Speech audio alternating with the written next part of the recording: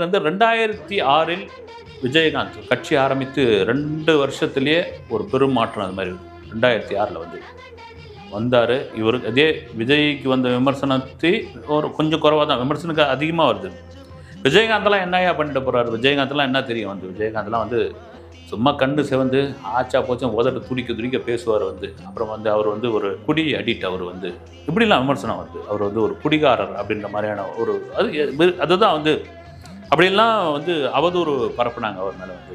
அவருடைய மண்டபம் இடிக்கப்பட்டது, அவருக்கான தொல்லைகள் கொடுக்கப்பட்டது, எல்லாத்தையும் தாண்டி ஒரு மாற்றம் 2006ல் கொண்டு வந்தபோது எல்லாரும் விஜயகாந்த் பக்கம் அப்படி பார்த்தாங்க. அப்புறமா பலமான எதிர்க்கட்சி தலைவராக அவர் வந்து நின்னார்.